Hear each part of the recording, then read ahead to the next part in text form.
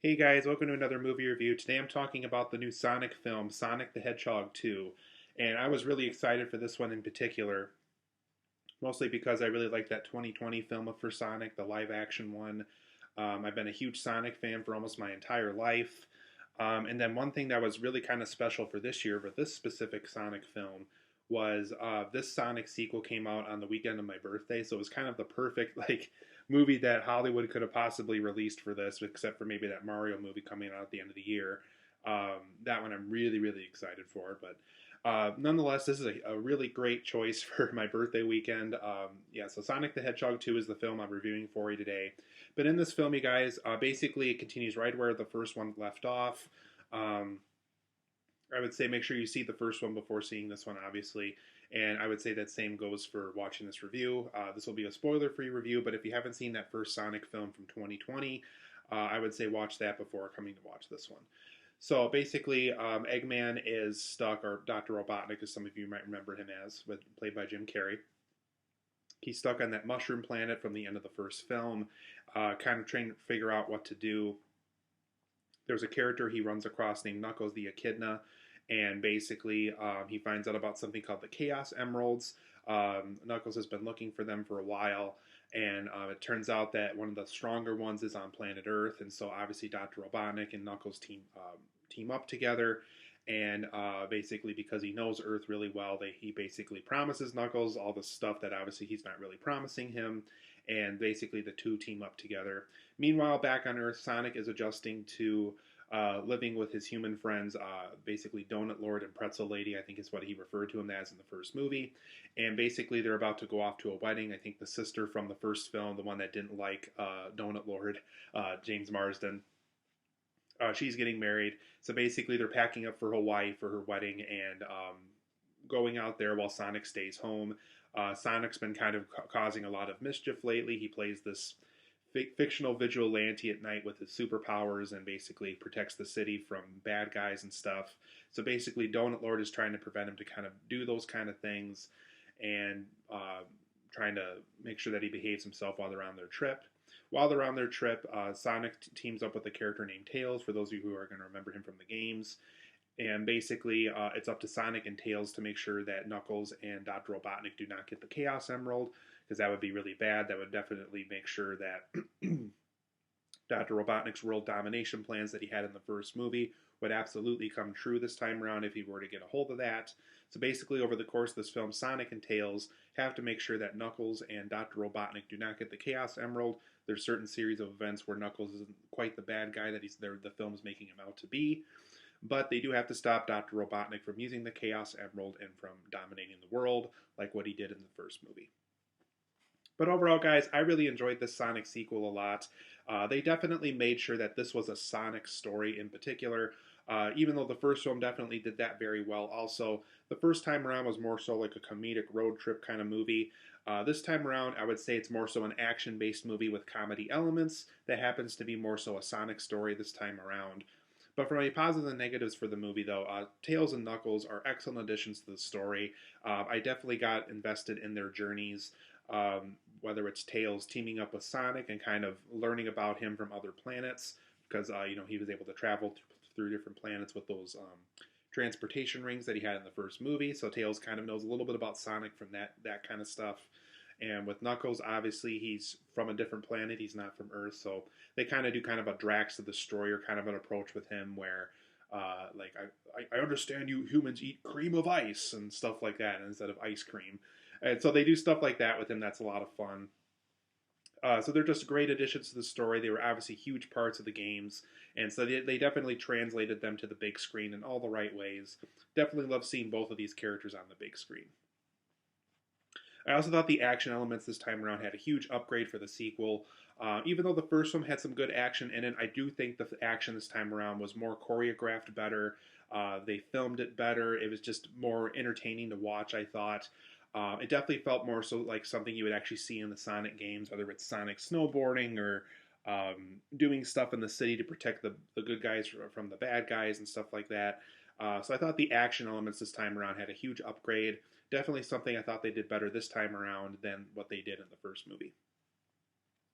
This is also a very fun film to watch, and there's tons of Sega Easter eggs. If any of you are familiar with any Sega video games whatsoever, I don't even want to give any of them away for those who haven't seen the movie yet. But if you've played Sega games for most of your life, or if you're familiar kind of with their game library, there's a lot of things they do throughout the movie that are tons of fun. One I can kind of sort of tell you just because it really isn't spoiling or anything. It's just kind of a fun little moment in the movie is a character that works for Dr. Robotnik has to read some kind of instruction manual to understand this like robotic thing that he makes. And so basically when he tells Robotnik that he read the manual, once you know the manual he pulls out is a Sega Genesis themed manual. So it looks like something you would get in like an old Sega Genesis game pack. So I thought certain things like that are a lot of fun. So there's just a ton of Sega Easter eggs here, and it's just a ton of fun to watch this movie. This is also a great voice cast. They got Idris Elba to voice Knuckles the Echidna. They got the same voice actors from the games to voice Tails. And when I say that, I mean like the kind of the later Sonic games. I want to say Sonic Adventure on out is when this voice actress has voiced Tails as far as I can remember. And obviously Ben Schwartz is a great Sonic. After seeing him play the role twice now, I can easily say he was the perfect choice for Sonic. He just really has the comedic chops and is really quick about what he does and can bring the emotional beats as well. And so there's just a really great voice cast they assembled here for this movie. And even though it's just mostly for 3 characters while everybody else is a live action performer, they really did choose kind of the probably the greatest possible voice cast they could. So if they do make a Sonic 3 and incorporate even more Sonic characters, I really hope they continue this trend of having a great voice cast and just a great ensemble of voice performers bringing these Sonic characters to life. And Jim Carrey as Dr. Robotnik, once again, is just a great performance. I really like what Jim Carrey has done with Dr. Robotnik. It's kind of a Rocky and Bullwinkle villain kind of thing mixed with what he's been doing with The Mask and Dumb and Dumber and all these films that we might remember him from the 90s. And I just really like how he's playing this character. Definitely has the right kind of energy to play Dr. Robotnik. Once they announced back in the day in the first film that he was going to play Dr. Robotnik, I'm like, yeah, he's going to nail it just because he has the right kind of energy to pull off this kind of character. So once again, Jim Carrey gives an excellent performance here as Dr. Robotnik. And one for my negatives for this movie, though, one thing that this film doesn't quite do as much as the first film did is it doesn't feel as comedy heavy this time around. Don't get me wrong, there's definitely some great jokes throughout this runtime in the movie. There's even a joke during the wedding that Donut Lord and his wife attend involving the sister that is really, really funny. I actually was kind of laughing out loud at that in particular joke. But like I said, there is some good jokes here, but for the most part, it doesn't feel as comedy heavy as the first film did. The first film was just kind of like joke, joke, joke, joke, joke.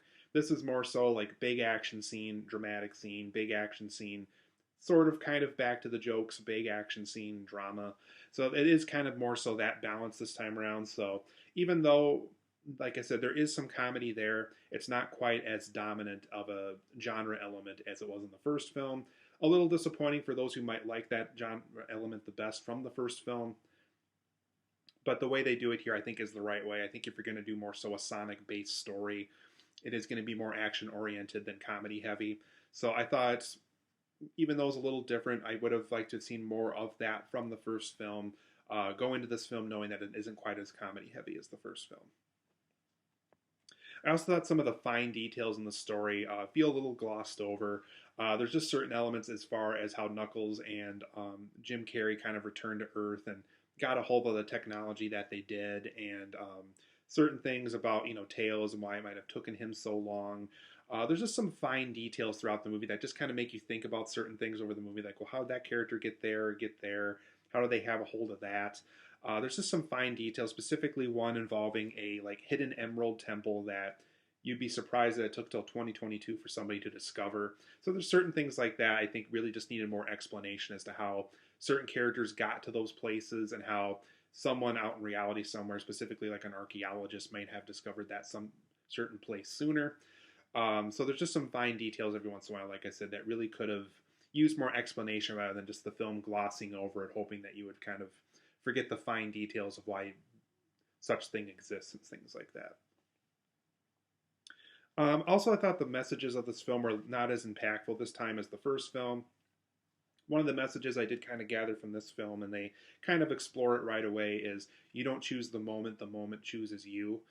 Which is a good message. They definitely explore that message throughout the movie once the message is brought up between Donut Lord and Sonic. But overall, I did feel like the messages weren't quite as impactful this time around. Like, I remember going to the end of the first Sonic movie and really kind of feeling the good vibes and the messages and things like that. This time around, it was more so I saw a good movie, I took in all the stuff that was great, but I didn't really feel the messages were as strong this time around. So that is one thing about this Sonic sequel that wasn't quite as good as the first one. And certain points in this movie are a little long-winded. There is just a lot of times here where, because the film is 2 hours, I feel like it does kind of take a long time to get to the points that it needs to. There's just certain times in the movie where it just takes a very long time to make its point on something. So there is certain moments here that do feel a little more long-winded than they should have felt. But overall, Sonic 2 is a great sequel. I actually do personally like this a little bit better than the first one. I am going to give it a 9 out of 10, which is, I think, a better score than what I gave the first film.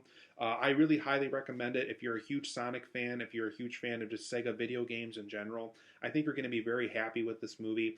I think we kind of have figured out the video game curse. I think this film is a further example of we've kind of gotten over that. We've kind of figured out what to do with video game movies and stuff. So hopefully Sonic 2 will continue that trend with other films that are going to be based on video games. I really think this is a great movie, and a great movie that is based off a great series of video games and happens to be a great adaptation. So 9 out of 10 for me. I do highly recommend Sonic the Hedgehog 2. I think you're going to have a lot of fun with this film, specifically if you really enjoyed that first Sonic movie.